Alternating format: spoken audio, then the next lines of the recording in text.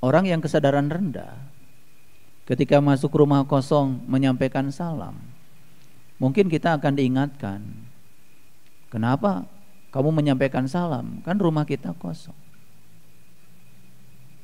Karena kita selama ini menganggap yang namanya makhluk itu selalu yang ada wujudnya. Sekarang di sekitar kita ini, yang ikut ngaji itu bukan hanya yang kelihatan. Di sini banyak sekali yang ikut ngaji sekarang, yang tidak kelihatan. Jiwa-jiwa yang masih belum bisa menyempurnakan diri, cuman saat ini mereka sedang tidak menggunakan tubuh. Bukankah kita tahu bahwa sebetulnya jiwa itu abadi, seabadi ilahi. Kalau jiwa itu abadi, seabadi ilahi, kan tidak pernah ada jiwa yang mati. Keadaan mereka tetap ada, cuma eksistensinya saja yang berbeda. Kita bersyukur karena kita saat ini sedang masih diberikan tubuh, sehingga sang jiwa yang ada dalam tubuh ini ya sedang ditugaskan untuk berkarya, memayu hayuning bawono, mempercantik semesta yang sudah cantik ini. Jadi mengapa jiwa ini bersama ruh ditiupkan ke dalam tubuh? Karena jiwa ini sedang dikaryakan. Siapa yang mengaryakan? Ya beliau, Sang Maha Jiwa. Sesungguhnya jiwa itu siapa? Bukankah jiwa itu dia juga? Bukankah ruhku yang ditiupkan ke dalam diri kita juga bagian dari dirinya? Jadi tidak ada ruhmu, yang ada adalah ruhku. Ketika aku sudah selesai menciptakan tubuhmu, aku tiupkan ruhku. Ku di sana mengacu kepada Allah. Jadi yang ditiupkan ke dalam diri kita itu adalah ruhnya Allah. Jadi siapa sesungguhnya diri kita itu? Ya diri kita ini ya dia juga. Terus yang mana yang kita?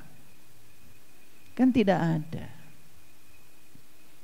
Ilusi keterpisahan kita dengan Allah karena kita merasa seakan-akan diri kita adalah kita. Dan Allah adalah Allah yang terpisah dari diri kita.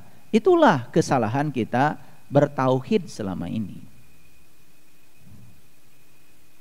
Makanya siapa yang kenal dirinya, maka dia akan kenal Tuhannya. Bagaimana cara mengenal Tuhan? Ya kenali saja dirimu. Siapa dirimu? Kan dirimu juga adalah Dia. Kita tidak mungkin mengenali Tuhan yang tanpa batas. Oleh karena itu, para nabi, para rasul, para sunan, para wali, para guru, para mursyid menekankan untuk mengenali dirimu, diri sejatimu. Karena diri sejati kita adalah Dia, maka saat kita mengenali diri sejati kita, berarti kita sudah mengenali Dia. Rumah sakit ingin tahu penyakit yang diderita oleh kita. Kemudian diambil sebagian kecil dari darah kita. Tidak ada pasien ya diperiksa semua darahnya, hanya diambil satu tetes saja. Tetapi satu tetes itu bisa menceritakan keseluruhan darah yang ada dalam tubuh kita. Makanya dokter tidak segan-segan mengatakan ini trombositnya sekian, leukositnya sekian, kadar gulanya sekian, kadar kolesterolnya sekian. Satu tetes darah itu di laboratorium bisa cerita keseluruhan darah kita. Jadi sebetulnya kalau kita sungguh-sungguh mengenali jati diri kita yang sesungguhnya, maka jati diri yang dikenali oleh kita dari diri kita itu sudah cukup menjelaskan keseluruhan semesta.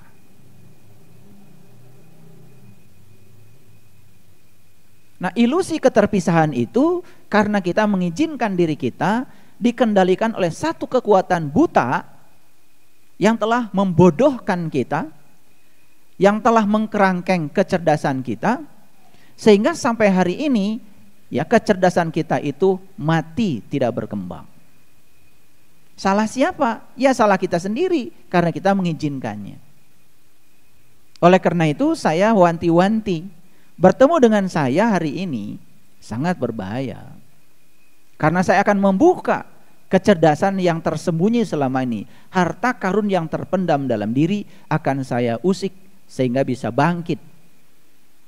Nah, bangkitnya kecerdasan kita akan menimbulkan bangkitnya kesadaran. Bangkitnya kesadaran itulah yang disebut dengan hari kiamat. Jadi lucu, orang bicara kiamat tapi hancurnya alam semesta. Padahal kiam itu artinya adalah bangkit. Hari kiamat itu hari bangkitnya kesadaran kita yang mati. Lebih lucu lagi, apa saja yang aneh di dunia ini sekarang selalu dikaitkan dengan kiamat sudah dekat. Gunung-gunung di Arab dulu batu. Sekarang gunung-gunung di Arab tumbuh ya lumut. Sehingga gunung-gunung di sana sekarang warnanya jadi hijau. Itu kan peristiwa alam biasa. Karena apa? Karena sekarang di Arab akibat perubahan musim sering turun hujan. Kan masuk akal, ketika hujan turun, maka di batu-batu akan tumbuh lumut. Jadi wajar kalau lumut di Arab sekarang warnanya jadi hijau. Tetapi hampir semua orang yang sok tahu, gak belajar sains, karena di Arab ada keanehan, gunung-gunung yang coklat jadi warna hijau, lalu dikaitkan dengan kiamat sudah dekat. Di zaman Nabi Muhammad juga kiamat sudah dekat. Karena yang menentukan kiamat bukan Allah. Yang menentukan kiamat ya kamu sendiri. Kamu mau kapan bangkitnya? Ya tentukan oleh kamu. Sedekat itu kiamat dengan kita. Kamu mau kapan bangkitnya kesadaranmu? Ya kamu yang menentukan. Jadi kiamat itu bukan hancurnya alam semesta. Kalau alam semesta ini hancur, ya semua yang diciptakan pasti hancur pada waktunya. Matahari yang sekarang menyinari kita hari ini, itu umurnya itu sudah 12 miliar tahun. Menurut fisika. Karena matahari itu bisa bersinar, di dalam matahari itu ada yang namanya reaksi fusi, yaitu pembelahan atom hidrogen. Nah, atom hidrogen yang di matahari itu kan massa. Setiap massa itu materi. Setiap materi pasti kalau dibakar ada habisnya. Ya bensin yang ada di bumi kita lama-kelamaan juga akan habis. Solar yang ada di kandungan bumi, semua bahan bakar fosil suatu saat juga ada habisnya. Tapi nggak usah takut. Karena kalau solar habis, bensin habis, manusia juga diberi kecerdasan untuk membuat ya kehidupan baru. Ya keluarlah yang namanya mobil listrik. Nggak usah khawatir. Kalau hari ini bensin masih ada, ya beli aja. Hari ini solar masih ada, ya beli aja. Belum kebeli mobil listrik, ya sudah, nggak usah dipikirin. Ntar juga kebeli. Yang penting berpikir kebeli, jangan berpikir mahal. Kalau berpikir mahal, ya nggak akan kebeli. Sesederhana itu sebetulnya hidup. Lalu pertanyaannya gimana kalau matahari nanti habis atom hidrogennya karena dibakar terus menerus? Ya nggak usah khawatir, paling matahari diem, nggak bersinar lagi. Terus kalau matahari tidak bersinar lagi, gimana kehidupan kita? Paling juga mati kita semua, paling juga begitu kok. Terus kalau mati semua kita gimana? Ya gitu aja. Apa yang mau dipikirkan? Nggak ada yang perlu ditakutkan. Terus kalau kehidupan di sini semua mati, berarti ruh keluar dari tubuh.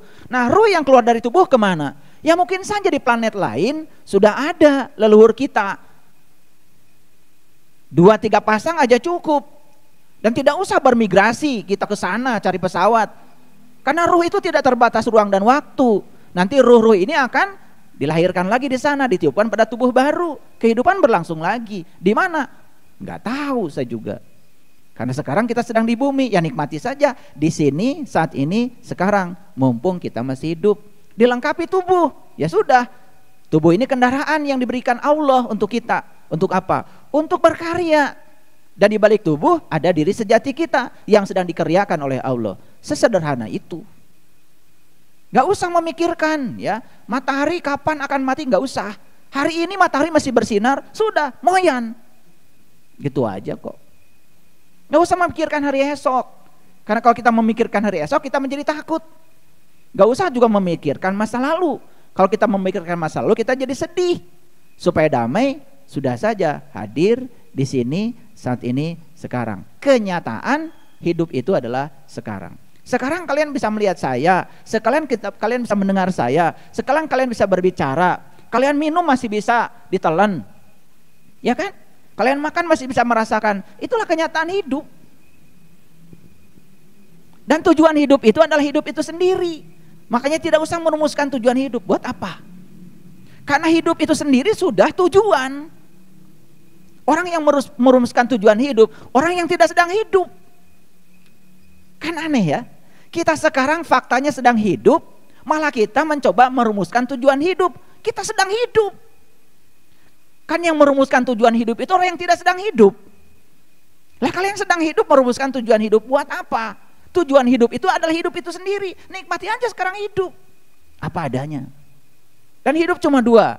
Cuma dua dalam hidup. Yang datang dalam hidup cuma dua. Enggak tiga, enggak empat. Satu, yang kita ingin. Dua, yang kita tidak ingin. Itu aja. Apakah dalam hidup ada penderitaan? Enggak ada. Kalau kita bisa menerima yang kita ingin dengan yang tidak kita ingin, apa adanya. Lalu penderitaan dari mana? Penderitaan itu berasal dari penolakan. Karena kita menolak yang kita tidak ingin. Kalau yang tidak kita ingin tidak ditolak, nggak ada penderitaan. Apakah kemarahan ada? Nggak ada. Karena marah itu kita menginginkan yang kita ingin. Saat datang yang tidak kita ingin, kita menolaknya. Karena menolak, kita jadi marah.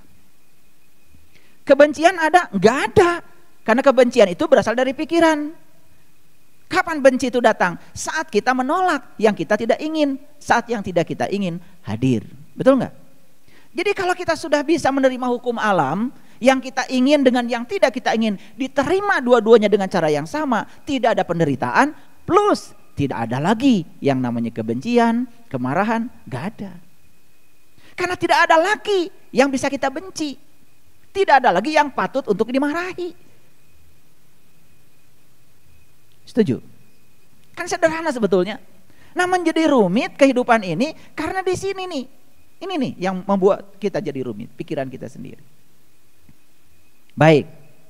Oleh karena itu, saya hari ini akan berbicara sesuatu yang rumit, tetapi akan saya buat menjadi sederhana. Karena tugas saya adalah membuat yang rumit jadi sederhana, bukan membuat yang sederhana jadi rumit. Sebetulnya agama itu sederhana, tetapi diperumit oleh orang-orang yang nggak tahu. Jadi agama tuh jadi pusing ya, pusing kan? Iya. Salat saya diterima atau tidak oleh Allah, pusing kan? Wudhu saya diterima atau tidak oleh Allah, pusing kan? Karena kita nggak ngerti apa itu salat, apa itu wudhu. Padahal sebenarnya indikatornya sederhana. Sholat kita diterima atau tidak oleh Allah, lihat saja keadaan kita setelah sholat. Ada perubahan sedikit saja, sudah diterima. Cuman kita tidak bisa menggunakan alat ukur yang jelas untuk mengukur indikator keberhasilan kita sendiri. Betul apa tidak? Nah, oleh karena itu maka kita lihat dulu judul ini.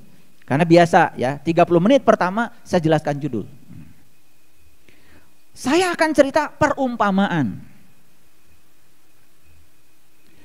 Perumpamaan yang ada di mana? Terutama perumpamaan yang ada dalam kitab suci. Saya sudah belajar Quran 30 juz, di situ isinya perumpamaan semua. Saya sudah belajar Injil, isinya juga perumpamaan semua.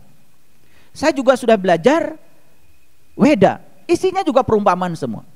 Saya belajar kitab To Teaching yang ditulis oleh Lao Tse, isinya juga perumpamaan semua. Saya sudah belajar Taurat, sudah belajar Jabur, isinya juga perumpamaan semua. Saya juga sudah belajar kitab leluhur kita, namanya Layang Muslimin Muslimat, yang nulis Mama Asep Martawijaya, orang Garut, bahasa Sunda. Isinya juga siloka semua, perumpamaan semua. Makanya dibuat dalam bentuk apa itu? Dalam bentuk tulisan sastra. Ada Kinanti, Dandang Gula, Mas Kumambang, itu kan Magatru, Pucung, ya, Pangkur, isinya itu semua sastra.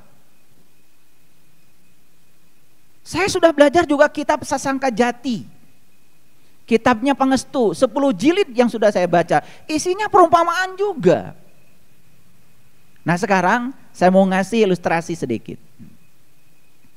Ada sebuah tulisan sastra. Isinya adalah simbolik. Isinya adalah perumpamaan. Sebut saja bahasanya X. Saya ingin mencoba menyelami apa yang dirasakan dan dipikirkan oleh si penulis itu. Bisa nggak lewat tulisan?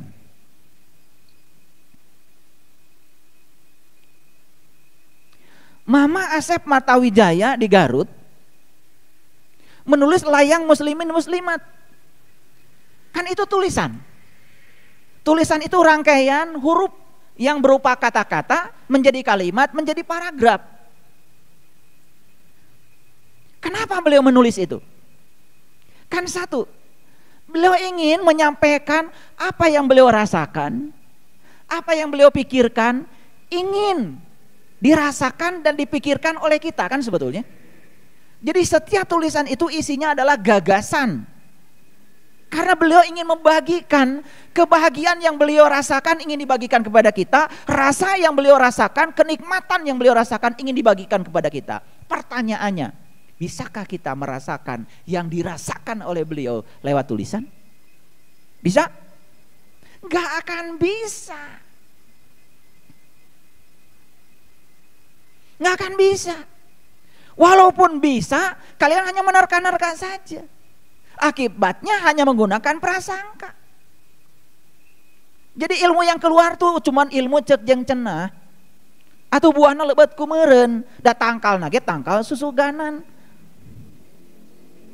Kan itu yang selama ini kita coba. Ya.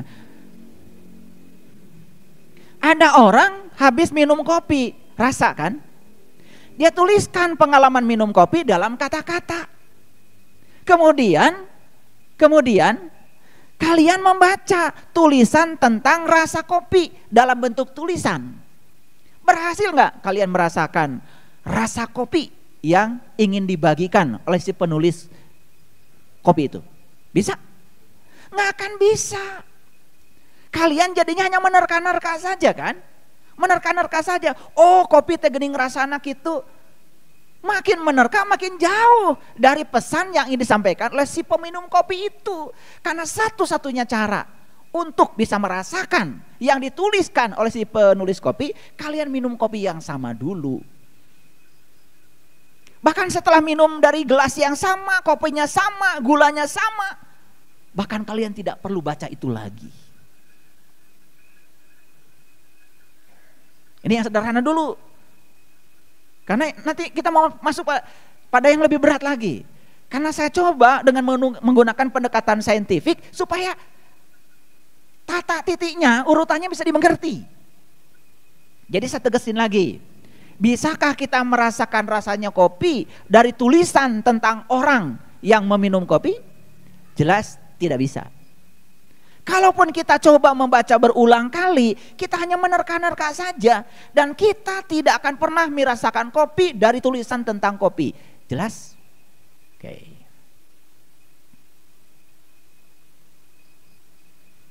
Nah kembali lagi. Ada tulisan, ada buku. Judulnya Layang Muslimin Muslimat. Isinya berupa rangkaian kata-kata. Kita ingin belajar spiritual, ingin merasakan yang dicapai oleh penulisnya dengan membaca buku. Bisa. Buang-buang umur, buang-buang waktu. Yang ada kalian cuma jadi penghafal. Sombong karena merasa sudah bisa menghafal. Semua tulisan yang ditulis oleh orang. Diulang-ulang lagi pada orang lain sesuatu yang kalian tidak merasakannya. Itulah yang selama ini merusak agama. Karena kebanyakan orang terbuka mulutnya sementara masih tertutup pengalaman spiritualnya. Kan itu sebetulnya. Baik. Layang Muslimin Muslimat itu ditulis dalam bahasa Sunda. Tahu kenapa?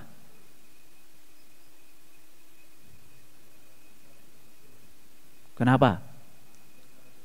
Karena Mama Asep orang Sunda. Bicaranya setiap hari pakai bahasa Sunda. Beliau menyampaikan apa yang beliau rasakan terpaksa pakai bahasa Sunda. Jadi sebetulnya bahasa kitab itu menjadi bahasa X tergantung bahasa si penerimanya. Kartos sugan bae kaharti. Kenapa Injil bahasa Ibrani? Kenapa?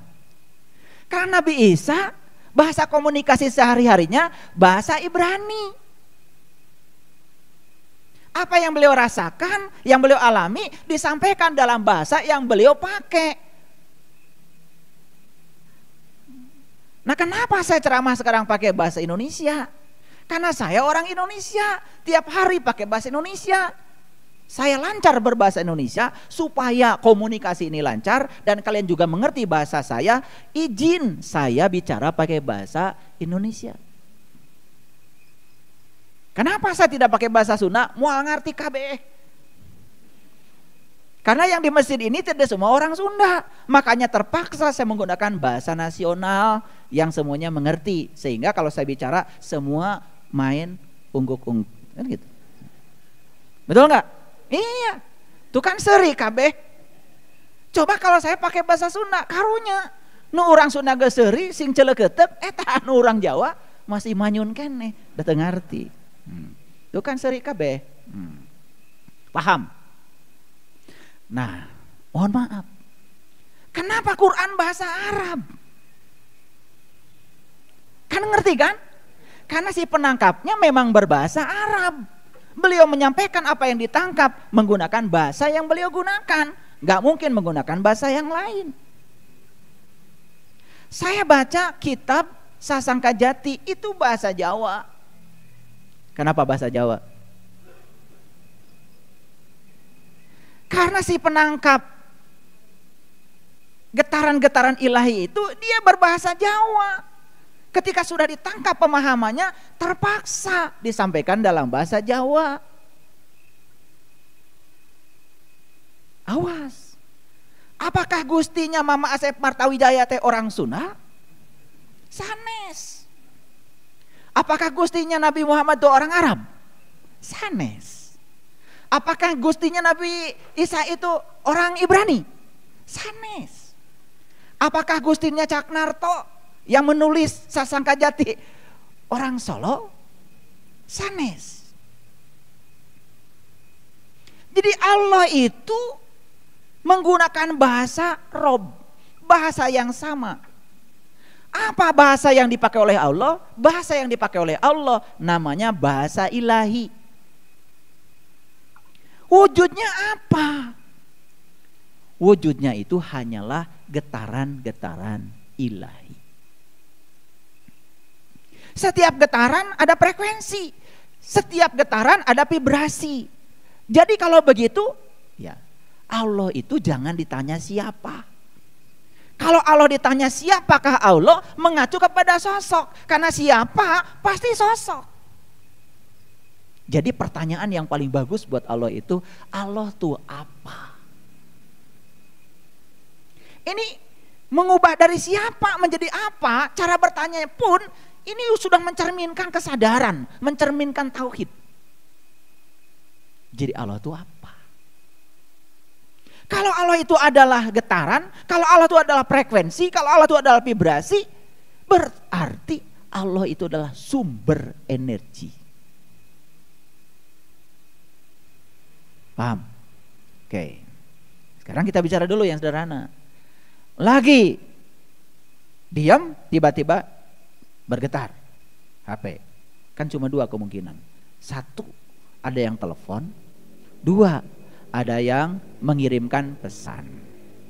Pesannya bisa lewat WhatsApp, bisa lewat SMS, masih ada. Bisa lewat email. Bisa kan? Pernah nggak bertanya, kenapa kok ke sini bisa sampai pesan? Pernah mikir? Pernah? Itulah kalian. Gak ada sedikit pun rasa penasaran. Kenapa itu foto dari Singapura, dari Malaysia, dari Bali. Cikene di foto udah nyampe di kita. Pernah mikir? Itulah, kalian tuh memang luar biasa ya. Luar biasa nggak pedulinya. Saking tiap hari sibuk bikin WA, bikin tulisan, kirim. Tidak pernah terpikir bagaimana mekanismenya tulisan saya kok bisa dibaca orang di HP yang berbeda. Pernah nanya? Saya juga nggak ngerti. Gimana saya mau ngajarin wahyu? Nu kitu wae teu apal. Ini teknologi kan? Jangan dikira wahyu itu bukan teknologi, itu teknologi. Dan kita belajar ini, WA, SMS, semua dari produk Allah. Mobil itu tercipta karena si pencipta mobil lihat cara tubuh kita bekerja. Ini ada klep masuk, ada klep buang di bawah. Betul? Makanya mobil juga dua. Ada klep masuk, klep buang. Masuklah bahan bakar lewat klep masuk. Dioplos dulu di karburator. Supaya dioplos dengan oksigen, supaya gampang terbakar, supaya terjadi proses oksidasi. Liur-liur sekalian. Dan marake mobil, marake motor teu ngarti. Nah, mungkin meuli bensin teu ngarti. Bensin itu materi. Di dalam bensin itu kalau dibakar ada kalori. Makanya bensin dibakar, terjadi proses pembakaran di ruang bakar. Kalau mobilnya mobil bensin pakai busi, dikompresi, kemudian terjadi ledakan karena dibakar oleh api dari percikan bunga api listrik. Makanya ada busi. Busi dihubungkan dengan kuil. Kuil itu harus mengubah tegangan dari 12 volt aki menjadi 13.000 volt supaya terjadi loncatan bunga api listrik. Dari mana tuh belajar? Dari semesta. Loncatan bunga api listrik itu terjadi di semesta. Petir kita menyebutnya. Petir itu karena ada beda tegangan. Kenapa bisa beda tegangan? Karena di alam semesta ini banyak sekali molekul. Setiap molekul mengalami ionisasi. Ketika molekul mengalami ionisasi, kenetralan molekul itu terganggu. Sehingga ada yang bermuatan listrik positif, ada yang bermuatan listrik negatif. Terjadi beda tegangan. Makin berakumulasi, beda tegangannya. Terjadi loncatan bunga api listrik. Itu tegangannya diperkirakan sekitar 13.000 volt. Nah kita cuma mengertinya, oh aya kilat. Gitu aja, gak pernah nanya. Bagaimana bisa terjadi itu? Itu sains. Nah itu dari produk semesta itu ditiru oleh manusia. Gimana caranya menghasilkan loncatan bunga api listrik? Dibuatlah yang namanya kuil. Isinya adalah transformator. Menaikkan tegangan dari 12 volt menjadi 13.000 sampai 16.000 volt. Maka kabel busi hati-hati harus menggunakan kabel koaksial. Kalau tidak akan bocor radiasi karena tegangan tinggi. Makanya mobil-mobil yang terbakar di jalan itu karena apa? Karena dia beli kabel busi yang murah. Yang penting asal hurung. Padahal untuk menggait tegangan tinggi harus menggunakan kabel khusus. Namanya kabel koaksial. Supaya ya medan listrik dan medan magnet yang ada di situ terkoneksi dengan baik.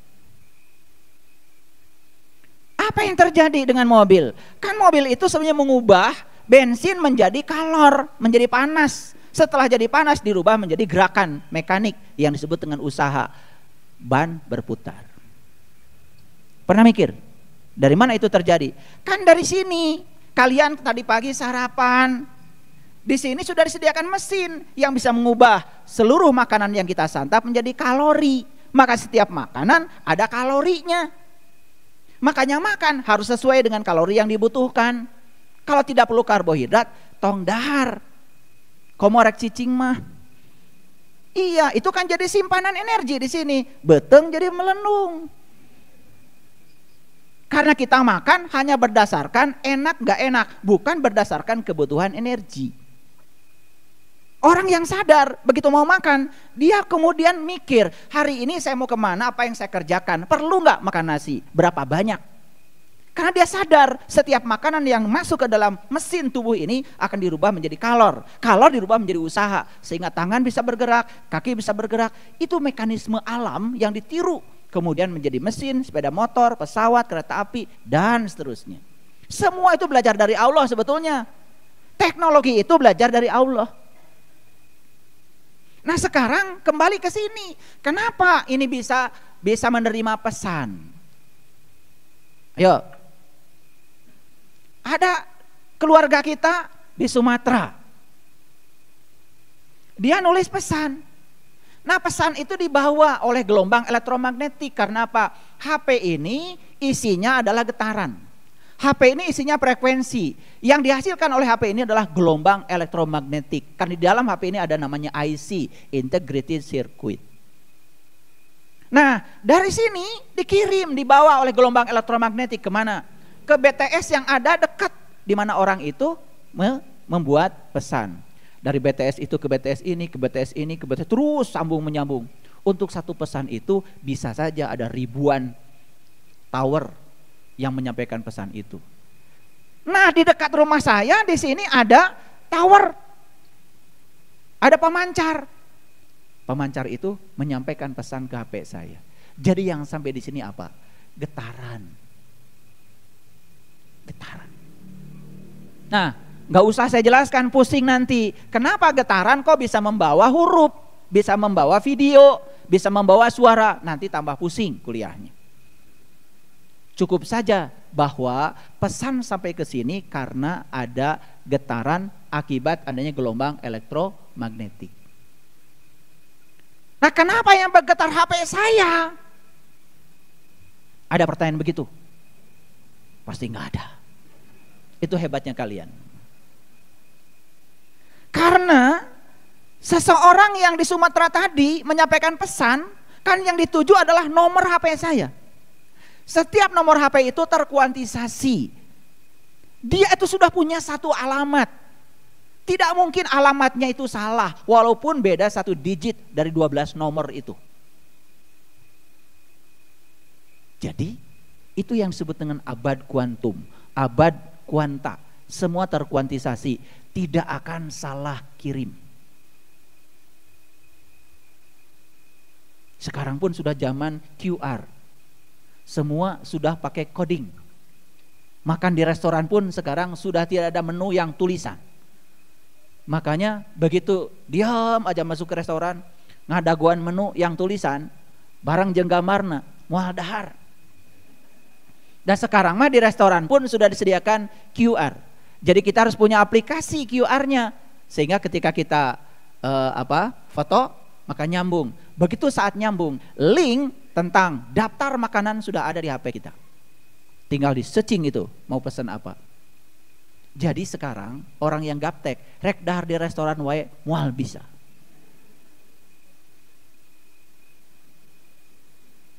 Bahkan sekarang GPS itu akan diganti. GPS sudah akan diganti dengan visual. Karena sebentar lagi kita akan masuk abad hologram. Jadi sudah tidak ada lagi namanya materi. Semua sudah berubah menjadi energi. Bentar lagi. Makanya gaul sedikit. Nah kenapa saya jelaskan teknologi? Karena saya mau masuk ini, judul ini yang tadi. Kalau nggak pakai penjelasan ini, nanti nggak ngerti. Ulangi dulu. Kenapa pesan, tulisan, video, dan lain sebagainya gambar nyampe sebetulnya dibawa oleh getaran. Yang membawanya namanya gelombang elektromagnetik. Gak kelihatan, tapi ada. Di sini itu sebetulnya berjubel gelombang. Nah, gelombang elektromagnetik ini ya, karena yang tadi di Sumatera itu yang dituju nomor saya terkuantisasi cuma satu nomor, walaupun banyak nomor tapi beda sedikit aja. Satu digit tidak akan salah kirim. Maka foto nyampe ke sini. Itu yang disebut dengan resonansi. Jadi sebetulnya HP saya ini sudah dicipta untuk bisa beresonansi dengan semua HP yang nomornya memiliki frekuensi yang sama. Jadi begitu seseorang mengirim pesan dari sana frekuensinya F1, maka HP saya sudah bisa menerima frekuensi itu. Ikut bergetarnya sebuah benda karena getaran benda lain itu namanya resonansi. Paham sampai sini? Oke. Ini HP zaman ayeuna. Sekarang kita bicara wahyu. Jadi Allah itu sebetulnya sejak dari awal sampai kapanpun selalu memancarkan energi, selalu memancarkan getaran. Itu sebabnya Nikola Tesla mengatakan, kalau kamu ingin memahami semesta, pandanglah semesta sebagai energi, frekuensi, dan vibrasi. Ayo lihat saya semuanya. Bagaimana mekanisme para nabi, para rasul itu bisa menangkap wahyu. Sekarang nih, sekarang. Allah siaran gak sekarang? Siaran gak? Allah tidak pernah berhenti siaran. La ta'khuduhu sinatu wala naum. Gak pernah tidur, gak pernah ngantuk. Kalian punya radio di rumah kan? Oke. Punya radio kan di mobil? Oke. Ingin dengar musik? Gimana caranya? Pastikan radionya ada baterainya. Yang kedua, pastikan kalau di-on-kan hirup. Betul? Cukup? Nggak cukup. Kalian pijit-pijit. Mau frekuensi mana yang kalian mau tangkap? Mau siaran dari mana yang kalian mau dengar? Mau dangdut, mau jazz, mau pop, mau barat, terserah. Tapi yang jelas, di sekitar mobilmu itu begitu banyak pilihan frekuensi gelombang elektromagnetik. Begitu dipijit tek gitu, frekuensinya misalkan, ya nggak usah menyebut ya, takut ada yang GR. Frekuensinya misalkan 63,4 FM. FM itu singkatan dari frekuensi modulation. Jadi itu frekuensi yang dimodulasi. Kalau dulu radio ada AM, amplitude modulation. Yang dimodulasi itu adalah amplitudo. Apa kelebihan kekurangannya? RRI Bandung bikin dongeng, itu sampai di kampung saya di Garut. Karena itu amplitudo. Nah, kalau radio yang menggunakan AM, jangkauannya panjang karena amplitudo yang dimodulasi. Kalau frekuensi yang dimodulasi, jangkauannya tidak sepanjang AM. Tetapi kualitas suaranya bagus. Itu namanya FM. Pusing kan? Di radio ada AM, ada FM, pokoknya pijit we ya. Tidak pernah bertanya. Tata yang saya nggak ngerti tuh. Jelema ieu sakitu loba, can pernah nanya. Pernah nanya nggak? AM dengan FM bedanya apa? Nggak pernah nanya. Cing atuh penasaran saeutik. Karena itu sebetulnya akan memberikan wawasan pengetahuan yang luar biasa. Ngerti fisika, ngerti metafisika itu tidak salah. Pijit we tadi 63,5. Tek. Yang akan tertangkap adalah orang yang sedang siaran di frekuensi 63,5. Kenapa bisa tertangkap oleh kita? Resonansi. Karena frekuensi si pemancar sama dengan frekuensi si receiver radio kita. Yang memancarkan dengan yang menerima satu frekuensi. Begitu satu frekuensi tertangkap tuh suara. Joget kalian di mobil ikut nyanyi. Gitu apa tidak? Ini saya jelaskan supaya ngerti. Sampai sini ngerti kan? Mun teu ngarti teh terlalu. Tiap hari kalian memutarkan musik lewat radio, masa nggak ngerti? Jadi kenapa kita bisa menerima siaran? Karena kesamaan frekuensi. Wah bosen ya laguna terawasen, pijit frekuensi lain. Kalian akan tersambung dengan pemancar yang berbeda. Oke? Oke? Nah sekarang tuh Allah sedang siaran nih, siaran. Kalian ini menangkap siarannya Allah. Gimana caranya? On kan radionya, periksa baterainya ada, bisi lobet. Jadi tubuh kita pastikan dalam keadaan hidup kan? Oke. Nah kita ini menangkap frekuensinya Allah, berarti kita harus menyamakan frekuensi kita dengan frekuensinya Allah. Siapa saja yang bisa menyamakan frekuensi dirinya dengan frekuensi Allah, maka siarannya Allah tertangkap. Makanya getaran-getaran ilahi yang bertebaran ini bisa ketangkap. Kenapa yang bisa menangkap orang itu ke orang lain tidak? Selama ini pemahaman kita karena Allah ingin berfirman pada si A, tidak ingin berfirman pada si B, kan begitu. Atau Allah tuh gitu mah pilih kasih. Kan kunaon maneh bodoh, da Allah teh teu kersa nyarios ka abdi mah. Gitu? Itulah yang selama ini kita pahami. Karena kita mempelajari sesuatu nggak masuk akal. Dipilihlah oleh Allah si A, si B. Dah Allah mah yang milih si A, mau milih si B. Kadang-kadang kita suka mengatakan, dah itu mah tuh orang suci. Hari mana? Dah saya mah bukan orang suci. Jadi kita sudah menempatkan diri kita pada tempat yang tidak pantas. Maka kita tidak dipantaskan. Akibatnya apa? Ya kita tidak pernah bisa menerima getaran-getaran itu. Ngerti sampai sini sekarang? Jadi apa itu wahyu?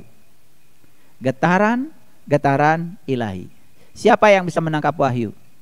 Yang bisa menyamakan frekuensi dirinya sama dengan frekuensinya Allah. Siapa itu? Siapa saja. Nah sekarang kenapa Nabi Muhammad bisa menangkap Quran? Apakah Allah ingin berfirman pada Nabi Muhammad dan tidak mau pada yang lain begitu? Dan selama ini kita menganggap yang namanya wahyu itu bahasanya seakan-akan itu bahasa Allah. Padahal bahasa Allah itu universal. Bahasanya cuma satu. Bahasanya getaran-getaran ilahi. Jadi begitu getaran itu ditangkap oleh seseorang. Kenapa orang ini bisa menangkap? Karena beliau bisa menyamakan frekuensi dirinya dengan frekuensi Allah. Saat itulah wahyu diterima Nabi Muhammad, wahyu diterima Nabi Isa, wahyu diterima oleh Nabi Daud, wahyu diterima oleh Nabi Musa. Paham maksud saya? Paham sampai sini? Oke. Nah sekarang wahyu itu sudah dituliskan oleh mereka kepada kita berupa tulisan dalam bahasa tertentu. Ingin paham kalian? Ingin paham? Gimana caranya? Misalnya kita ingin tahu isinya Al-Quran. Belajar apa selama ini kalian? Belajar bahasa Arab. Gitu? Gitu. Setelah belajar bahasa Arab, bisa baca Quran? Bisa baca Quran dalam bahasa Arab. Ngerti ente? Sama nggak dengan yang tadi? Pengen merasakan rasanya kopi dari tulisan tentang kopi, tapi terdayak minum kopi. Sama nggak dengan itu? Tah sarua. Tapi karena kita itu mengizinkan diri kita dibodohi oleh orang-orang bodoh, ditambah lagi pahala ini, pahala itu, dan lain sebagainya, sudah. Siapa yang baca surat Al-Kahfi tiap Jumat isuk-isuk 10 kali, insya Allah beunghar. Nu ngomong nage teu beunghar.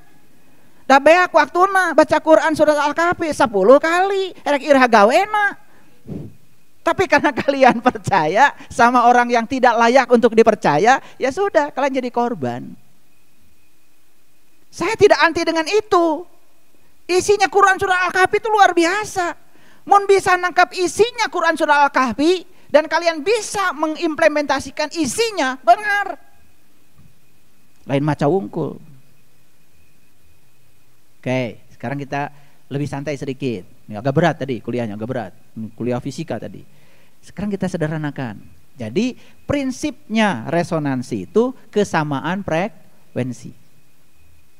Contoh, seorang anak mengalami masalah di rantau. Seorang ibu bisa merasakan apa yang dirasakan oleh anaknya. Kenapa? Karena anak ini kan bagian dari ibunya. Selnya pun sama dengan sel ibunya. Jadi wajar kalau kita sebagai orang tua merasakan apa yang sedang dirasakan oleh anak walaupun di tempat yang jauh, karena ada kesamaan frekuensi. Gitu kan? Asa tepuguh rasaan ya. Wah budak teh gering. Kan gitu. Ayahnya, ibunya merasakan getaran itu. Itu kan resonansi namanya. Begitu ditelepon tuh, oh betul, ternyata anak itu mengalami sesuatu kejadian yang menyedihkan. Kan terasa itu. Itu resonansi itu namanya. Cuman kita nggak ngerti selama ini kenapa begitu. Oke. Sekarang kalian ingin belajar sebuah kitab suci. Ingin tahu isinya? Ingin tahu kan? Nah, gimana caranya? Belajar bahasanya. Setelah itu kemudian menerjemahkannya. Apakah ketika sudah diterjemahkan mengerti isinya? Mual ngerti. Dan itu yang selama ini terjadi.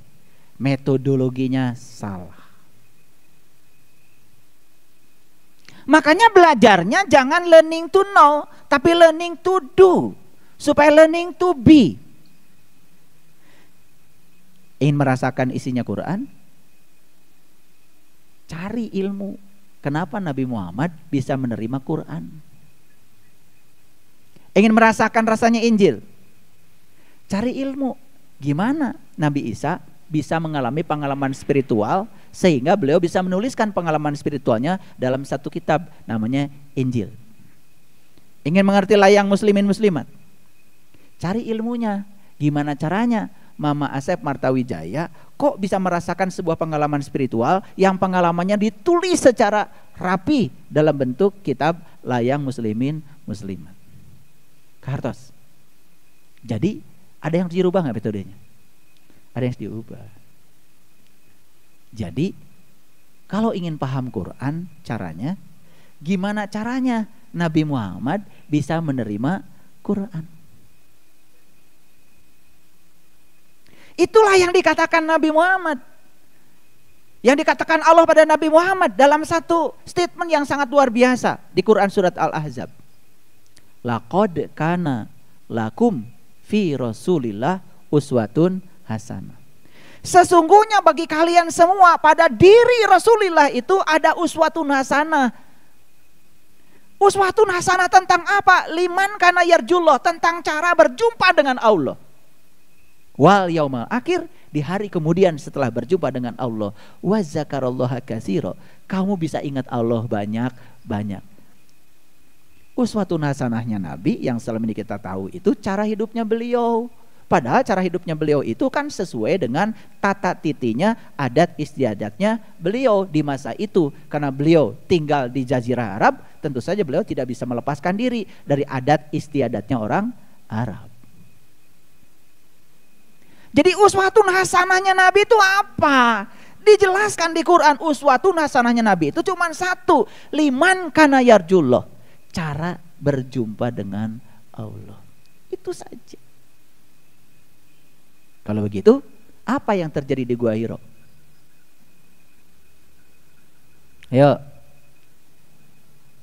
Baca 5 ayat pertama yang disampaikan pada Nabi Muhammad. Mulainya apa? Iqra bismi rabbikal ladzi khalaq. Tahu artinya? Tahu artinya apa tidak? Bilang. Iqra bismi rabbikal ladzi khalaq. Apa? Bacalah. Dan orang lain menerjemahkannya begitu, ikut aja. Sebutnya Iqra itu bukan baca. Iqra itu artinya temuilah. Saksikanlah.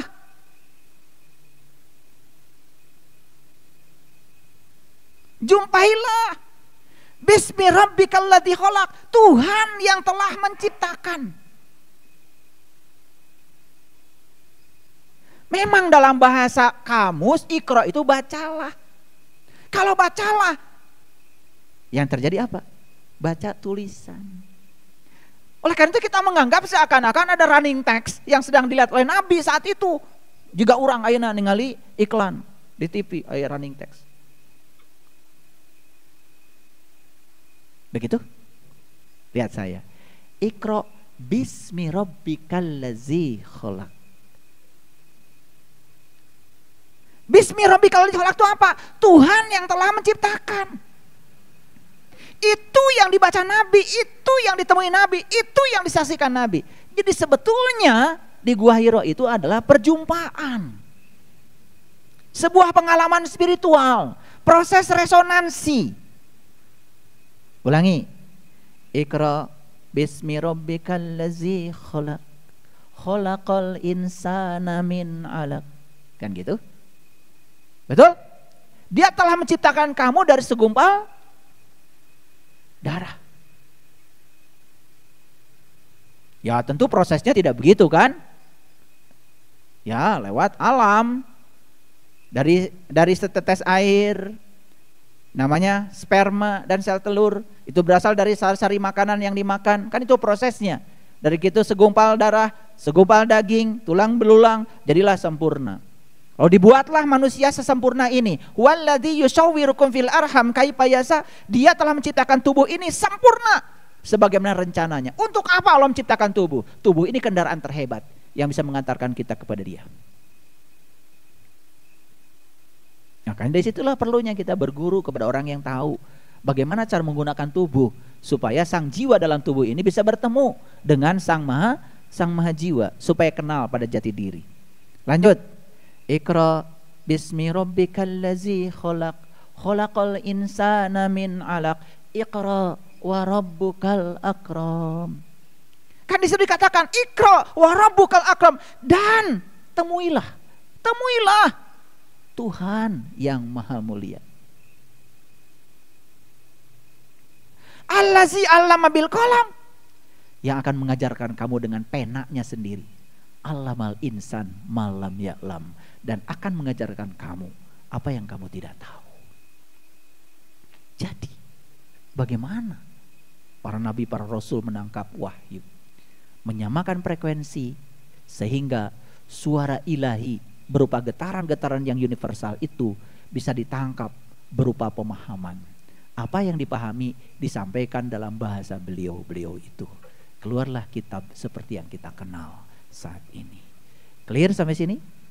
Clear sampai sini? Oke, ini baru judul. Tetapi begitu keluar, ternyata isinya tidak mudah, karena banyak sekali isinya adalah perumpamaan. Itu sebabnya perumpamaan tidak terkait fakta, tetapi terkait dengan kebenaran. Ulangi, perumpamaan tidak terkait fakta. Apa yang menjadi perumpamaan di Quran belum tentu ada kejadiannya, tetapi itu kebenaran. Itu sebuah pengalaman spiritual. Dan bagaimana kita bisa tahu itu kebenaran? Al-haqqu mirabbika fala takunanna minal mumtarin. Maka kalau kita ingin tahu kebenaran, maka kita harus mengalami kebenaran itu sendiri. Mengalami. Karena mengalami ujungnya bisa merasakan. Makanya para leluhur kita mengatakan malam yazuk lam ya'rif, yang gak ngalamin gak akan paham. Jadi pemahaman itu hanya lahir dari pengalaman. Bukan apa kata orang, bukan apa kata kiai, bukan apa kata ustadz. Dia juga belum tentu ngomong mengalami. Belum tentu kan? Makanya saya tanya, pilih. Mau saya jelaskan kopi atau mau saya bagi kopi? Pilih. Oke, pilihanmu udah benar. Tapi selama ini kamu lebih suka penjelasan tentang kopi. Diberi kopi embung, tapi hayang ngerasakan rasana kopi. Beda metode. Makanya selama hidup ya gak maju-maju, gitu-gitu aja. Betul apa tidak? Mau saya jelaskan surga atau mengalami surga? Mau saya jelaskan Allah atau mengalami Allah? Mau jelaskan malaikat, disebutkan nama-namanya sampai hafal atau mengalami malaikat? Mau saya jelaskan kitab atau mengalami kitab? Sudah bagus pilihan. Tinggal praktek. Jadi selama ini salah gak metode belajarnya? Salah apa keliru? Salah dan keliru. Baik, kita buka dulu rahasianya sedikit. Lihat semuanya ke sini. Silakan lihat ke sini. Oke. Kelihatan dari belakang? Ya.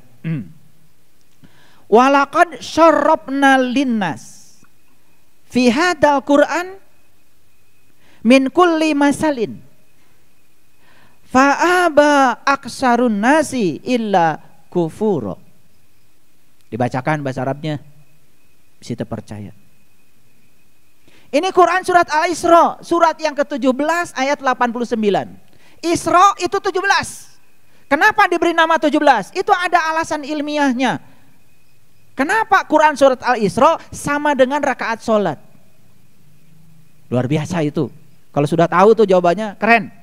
Gak akan saya kasih tahu. Nyari sendiri. Enak aja. Saya juga nyarinya berpuluh-puluh tahun. Duit saya habis miliaran. Biar habis dulu uangmu miliaran. Kebenaran itu mahal. Semua ada pengorbanannya. Enak aja, tinggal nerima. Gratis lagi. Saya kasih tahu ya. Semua yang kalian dapat dengan cara gratis, maka itu kehilangan berkah. Jangan menjadi orang yang licik belajar spiritual. Orang yang licik belajar spiritual ingin mendapatkan ilmu tetapi tidak ada pengorbanan, tidak akan dapat ilmu yang berkah. Kemarin ada tamu saya dari Malaysia. Dia sudah dengar ceramah saya 2 tahun. Dan dia merasa terganggu selama 2 tahun itu. Saya menyerap ilmu katanya dari saya. Beliau bilang begitu. Tapi saya belum dapat izin katanya. Dan beliau hanya bertemu dengan saya 1 jam kemarin, jam 9 sampai jam 10, hanya minta restu. Tolong diberkahi, saya ingin mendengarkan kajian-kajian di YouTube. Dari Malaysia datang ke Bandung hanya untuk itu. Dan saya tanya, kerja di mana? Ternyata bukan orang yang berkelebihan. Untuk ketemu saya katanya nabung 2 tahun. Saya bilang, Barokallah, kamu akan dapat berkah. Ada lagi itu yang bikin channel sendiri. Ceramahnya ceramah saya. Ya saya gak akan marah, hak cipta ada pada Allah. Tapi itu kehilangan berkah karena tanpa seizin saya. Jadi gak ada dalam spiritual itu prinsip-prinsip licik itu, gak ada. Ingin belajar manfaat dari buku saya, ternyata buku saya itu di-copy. Saya pernah di sebuah pelatihan, sebuah pengajian, lihat ada orang pegang buku saya, semua fotokopi. Itu sudah mencuri tanpa seizin saya. Harusnya kan beli buku yang asli, betul nggak? Supaya ilmunya asli. Kalian tidak akan dapat berkah dari fotokopian. Udah mencuri, caranya aja udah salah. Spiritual itu tidak memandang kelicikan sebagai hal yang halal. Oke, sekarang saya lanjutkan. Ini Quran surat Al-Isra, nomornya 17. Kok sama dengan rakaat sholat? Pikirkan, kenapa rakaat sholat 17 sama dengan Quran surat Al-Isra? Siapa yang sudah menemukan jawabannya, temui saya nanti. Berarti udah nyampe itu. Pusing-pusing sekalian, ya biar mikir. Baik, kita lihat sini. Walaqad, dan sesungguhnya syarabna linnas, kami telah mengulang-ulang linnas kepada manusia. Fi hadal Quran, dalam Quran ini apa katanya? Min kulli masalin, berbagai macam perumpamaan. Ini supaya landasan ya, landasan. Jadi ternyata isi Quran itu semuanya perumpamaan. Diulang-ulang perumpamaan itu. Oke. Simbolik. Untuk apa? Fa'aba aksarun nas illa kufura. Tapi kebanyakan manusia tidak menyukainya, malahan mengingkarinya. Pernah nggak kalian baca Quran? Pernah? Bahasa Arabnya kan? Ya. Nggak ngerti kan? Oke. Aman kan? Aman. Pernah nggak membaca Quran terjemahannya? Pernah? Bahasa Indonesia kan? Ngerti? Pusing kan? Nih saya bacakan 1 ayat saja. Coba dengar saya bicara. Dan ingatlah ketika Musa bermunajat kepada Tuhannya. Ya Tuhanku, nampakkanlah diri Engkau kepadaku agar aku dapat melihatmu. Tuhan berfirman, kamu tidak akan sanggup melihatku Musa, Tapi lihatlah gunung ini. Ketika gunung ini masih tetap berada di tempatnya, niscaya kamu dapat melihatku. Tatkala Tuhannya menampakkan diri di gunung ini, maka gunung ini menjadi hancur luluh dan Musa jatuh pingsan. Quran surat Al-A'raf ayat 143. Ngerti? Ngerti?